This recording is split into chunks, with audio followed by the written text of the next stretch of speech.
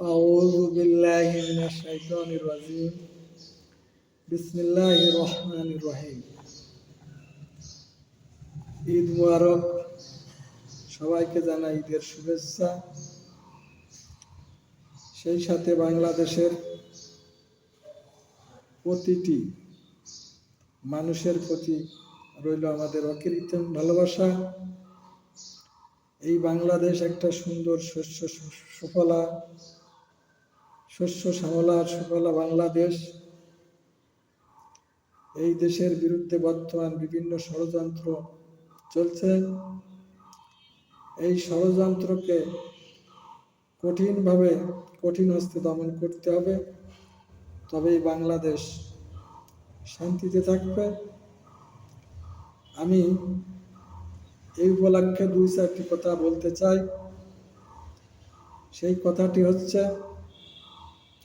বিগত স্বৈরাচারের অমানসিক নির্যাতন, গুম, খুন, হত্যা,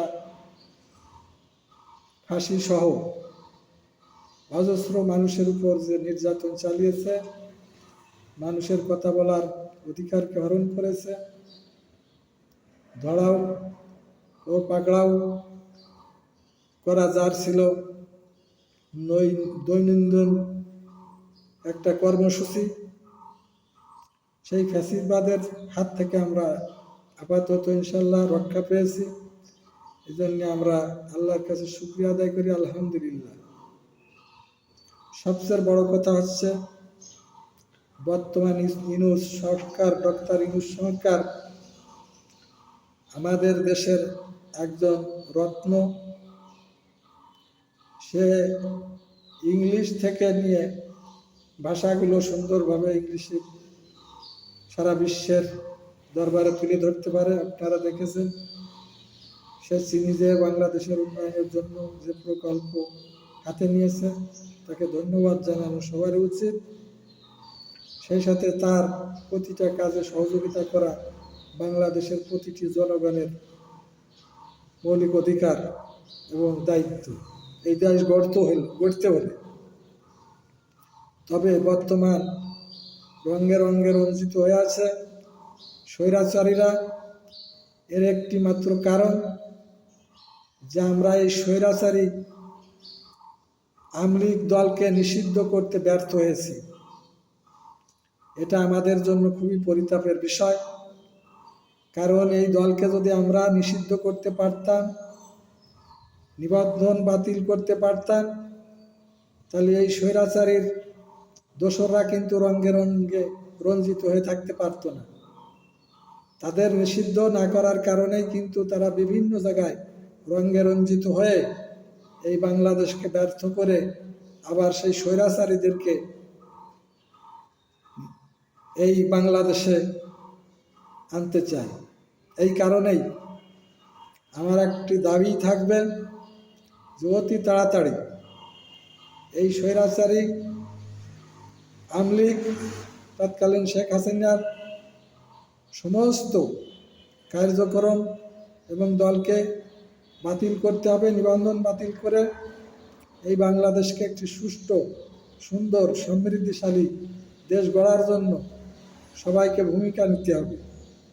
আর যতদিন পর্যন্ত আপনারা এই স্বৈরাচারী আওয়ামী লীগকে নিষিদ্ধ না করতে পারবেন, ওই স্বৈরাচারীর দোসররা রঙে রঞ্জিত হয়ে এই বাংলাদেশকে ব্যর্থ করার চেষ্টা করবে। এই কারণেই আমাদেরকে কঠোর হস্তে দমন করে এই স্বৈরাচারী শেখ হাসিনার আওয়ামী লীগ দলকে নিষিদ্ধ এবং নিবন্ধন বাতিল করতে হবে।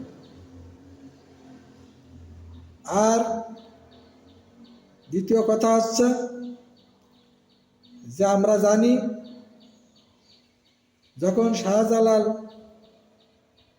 হযরত শাহজালালের সময় গৌর গোবিন্দ পলায়ন করেছিল, সেই গৌর গোবিন্দর কোনো এজেন্ট বাস্তবায়ন হয় নাই এবং সেই গৌর গোবিন্দর কোনো সংবিধান ছিল না।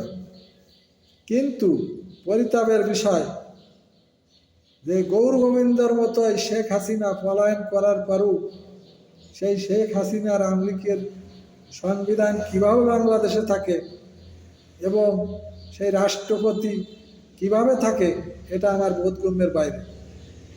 এই জন্য এ ব্যাপারে সচেতন হয়ে প্রতিটা বাঙালি নাগরিককে ইমানি দায়িত্ব নিয়ে এই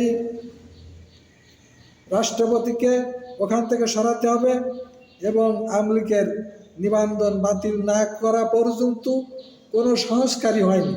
আমি বলবো বাংলাদেশে তারা কোনো সংস্কারই করতে পারেনি। কারণ কি, যদি তারা সেই স্বৈরাচারী আওয়ামী লীগের নিবন্ধনই বাতিল না করতে পারলো, তাহলে কি সংস্কার করলেন এই উপদেষ্টারা? এই জন্যই আমি বিশেষ করে উপদেষ্টাদেরকে নিয়ে আমার বড় সন্দেহ হয়। এই কারণে আপনারা সতর্ক হয়ে যান উপদেষ্টারা। আমরা যত সমালোচনা করব আপনাদের মঙ্গলের জন্যই করব। কারণ আপনারা যদি ব্যর্থ হন উপদেষ্টারা, তাহলে বাংলাদেশ ব্যর্থ হবে। আপনারা যদি ব্যর্থ হন, 5ই আগস্ট ব্যর্থ হবে। তাই আমার এই বার্তাটা আমি আশা করি সারা বাংলাদেশ সহ সারা বিশ্বের ভিতর আমার এই বার্তাটা পৌঁছে দিন, বেশি বেশি শেয়ার করে। আসসালামু আলাইকুম ওয়া রাহমাতুল্লাহি ওয়া বারাকাতুহু।